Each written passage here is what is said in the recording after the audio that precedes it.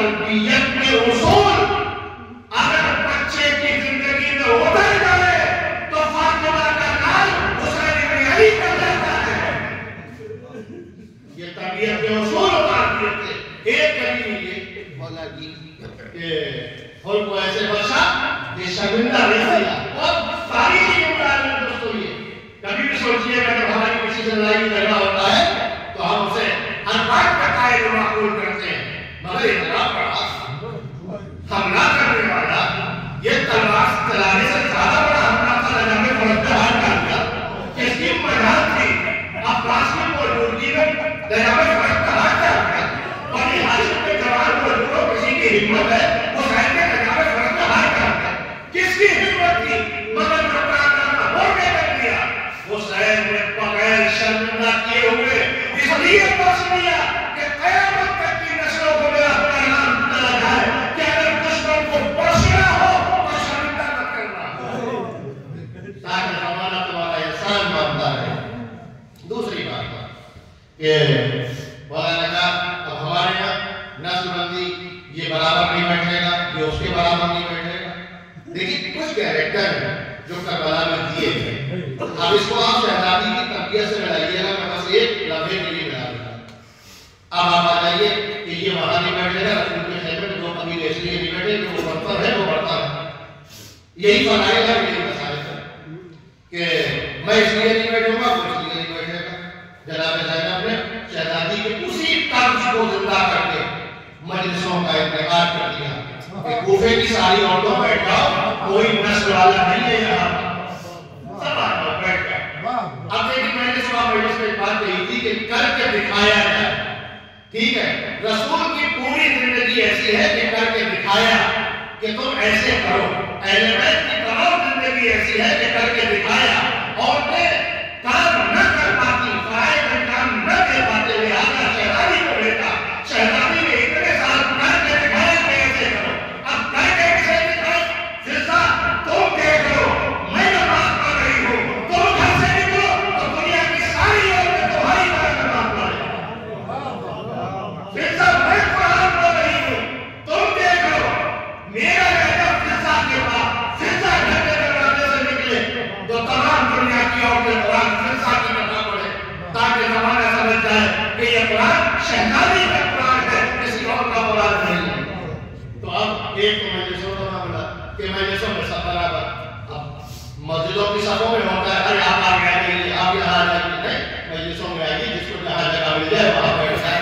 بڑے بڑے دولت مند جوتیوں میں بیٹھتے ہیں، بڑے بڑے غریب آدمی آ کے فرش کے اس کا اپنا مقدر ہے پھنسی آتا. جہاں چاہو وہاں بیٹھ جاؤ، پہلے آؤ یہاں بیٹھ جاؤ، بعد میں آؤ وہاں بیٹھ جاؤ، جہاں بیٹھ جاؤ، کوئی ہٹانے والا نہیں ہے. کسی کو بھائی ذرا سا ہٹائیے، کبھی کسی نے نہیں کہا ہوگا نہیں کچھ آگے پیچھے بیٹھو تو آگے کیسے بیٹھ گئے. تو یہ زینب کا انداز تھا.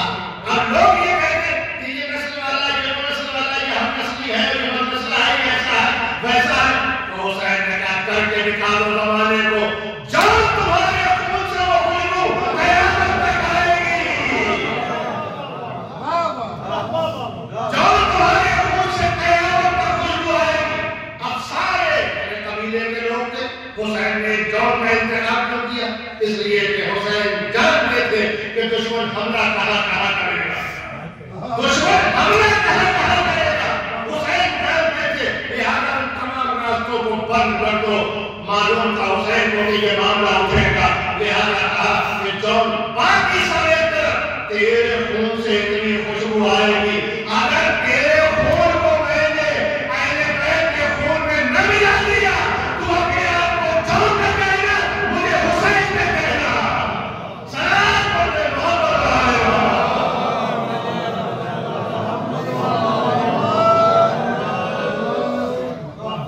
آپ کو اختیار دیتے حسین کی قریبی کے لیے کوئی معمولی بات نہیں ہے. اب جان کو زندگی کتنی بڑی دے دی ہے. اب دنیا کے اندر جہاں جہاں خاک شفا پائی جاتی ہے اور جہاں مسجدہ کیا جاتا ہے، اکیلا حسین ابن علی کا خون نہیں ہے. کہاں کو گئے میرے دوستوں؟ یہ اکیلے حسین کا خون نہیں ہے بلکہ اسی خاک میں جان کا خون بھی ہے. تو حسین کی قریبی کا ایک انداز ہے. دوسری بات کہ حسین ابن علی نے جو انداز تربیت اٹھایا دیکھیے شہزادی نے جو سلسلہ دیا تھا تربیت کا، جو انداز دیا تھا حسین ابن علی کو، انہوں نے کربلا میں لا کے اسے پوری طریقے سے بنا کربلا کیونکہ شہزادی کی نظر میں کربلا کا ایک مقام تھا، کربلا کا ایک نقشہ پیدا ہوا تھا. ایسا نہیں تھا کہ کربلا ایک دن کا کوئی واقعہ ہو اور ایک دن میں رونما ہونے والا کوئی واقعہ ہو کہ معلوم نہ ہو. انبیاء کو معلوم تھا، جناب ابراہیم کو معلوم تھا، جناب عیسیٰ کو معلوم تھا، جناب موسیٰ کو معلوم تھا. سارے انبیاء کہیں نہ کسی راستے سے گزارے گئے کربلا سے. لیکن اب ایسا کیسے ہو سکتا ہے کہ جس کی وجہ سے کربلا منعقد ہو رہی ہے، جس کے لیے کربلا منعقد ہو رہی ہے، اس کو نہ معلوم ہو؟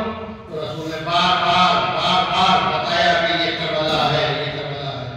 اور شہزادی نے بچوں کی تربیت کا جو طریقہ اپنایا ہے. ایسا نہیں تھا کہ امام کی تربیت کی کیا ضرورت ہے، نہیں. سوال یہ ہے کہ وہی بات دکھانا تھا کہ دیکھ لو ایسے کر کے. اب ایک بات یہاں سے کہ بچے آ رہے ہیں، بیٹا کہاں گئے تھے؟ ہمارے سماج میں اگر یہ بات رائج ہو جائے تو بچے کے رہیں گے ہی نہیں. میں عام طور سے یہ بات کہتا ہوں کہ کہاں گئے تھے بیٹا، یہ پوچھنا کوئی بری بات نہیں ہے. یہ تو مادری حسنین سے پوچھ رہی ہے بیٹا کہاں گئے تھے. تو بچے پڑھ کے کہتے تھے کہ ہم مسجد گئے تھے. کیا کر رہے تھے؟ بس ہو رہے تھے. کیا بتایا؟ آج میں نے یہ بتایا. اب ایک دن ظاہر سی بات ہے ہر ماں خوش ہوتی ہے. اب آج بابا سن رہے پردے کے پیچھے سنا ہوا گیا، لیکن ایک لفظ گزارش کرنی ہے. آج بابا پردے کے پیچھے سے سن رہا. اب جب بچہ آیا تو پھر پوچھا بیٹا کہاں گئے تھے، کیا سن رہے تھے، آج خطبہ دے رہے تھے، کیا بتایا، یہ بتایا. لیکن کل جو بتانے کا طریقہ تھا وہ آج بتانے کا طریقہ نہیں ہے. کل جو روانی تھی آج وہ روانی نہیں ہے. تو کہا روانی کہاں گئے؟ تو فوراً ماں بولے اس سے پہلے بچہ بولا کہ اماں ایسا لگتا ہے کہ پردے کے پیچھے سے بابا کے لیے سن رہے ہیں. اب میں آپ سے سوال کرتا ہوں کہ ایمانداری سے یہ بتائیے کیا ضرورت تھی شہزادی کو یہ پوچھنے کی کہ بچے کہاں گئے؟ اگر ہمارے سماج میں کوئی آدمی بڑے لوگ جو ہوتے ہیں تو گھوم رہا ہے، گاڑی دلاتی، بڑی بڑی گھوڑے دلاتی ہے، یہ کون دنیا بھر بگڑنے کا سامان تو ہم نے کیا. ان کے پاس کیا نہیں، کیا نہ بگڑتے ہیں ہم خواہشوں سے زیادہ. لیکن اتنے بڑے عہدے میں رہنے کے باوجود بھی ایک ماں دنیا کے سب سے بڑے عہدے پر قائم تھی، فاطمہ زہرا. اس لیے اتنا اختیار دنیا کی کسی عورت کو ملا ہی نہیں جتنا فاطمہ کو ملا کہ اگر ایک قدم آگے بڑھا دے تو نبی بن جائے، ایک قدم پیچھے ہٹا دے تو امام بن جائے. آپ بتا دیں اتنا اختیار کسی کو ملا تو میں اختیار کی بات کروں گا. اتنے اختیار پانے کے باوجود بھی اگر کوئی ماں اتنی بلندی پہ آ کے کھڑی ہو جائے کہ جہاں پر کائنات کا سب سے بڑا پیغمبر آ کے یہ کہے کہ فاطمہ اپنے باپ کی ماں ہے، اگر ایسی جگہوں پر پوچھنے کی ضرورت نہیں ہے.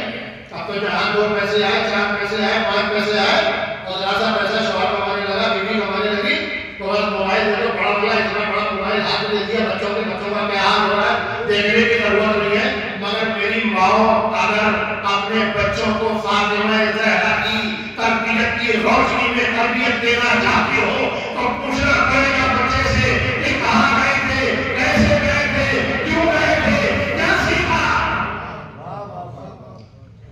اور شہزادی نے یہ درس دیا کہ کیا سیکھا، کہاں گئے تھے، کیوں گئے تھے. یہ بچے کہیں چلے جائیں گے کیا؟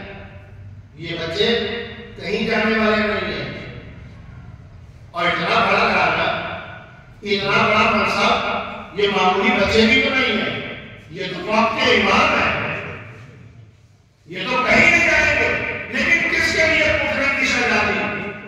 اپنے بچوں کے لیے نہیں پوچھا بلکہ دنیا کے تمام بچوں کے لیے کہ اگر مائیں یہ سلیقہ سیکھ لیں تو ہم نے یہ طریقہ بتایا کہ زندگی کے اصول کیا ہے، زندگی کے طریقے کیا ہیں. مردوں کے لیے بہت سارے کام کرتے باتیں. مردوں کے لیے بھی بہت سارے کردار تھا. آدم سے لے کے خاتم تک. اب مقابلہ ہوتا ہے یہاں پر کہ عورتوں میں بیٹھی بات ہے، مقابلہ عورت کا عورت سے ہوگا، مرد کا مرد سے ہوگا. اب یہ بات الگ ہے کچھ لوگ مرد کے مقابلے میں عورتیں لے آئیں ہے تو اس کا کوئی علاج نہیں ہے. آپ نے کبھی اکھاڑے میں لڑتے ہوئے دیکھا کہ عورت کے مقابلے میں مرد آیا؟ ہاں سب کہیں گے کہ وقوف آدمی عورت کا دو صنف ہے، مرد طاقتور ہے کہا گیا ہے. لیکن وہی بات ہے، عورت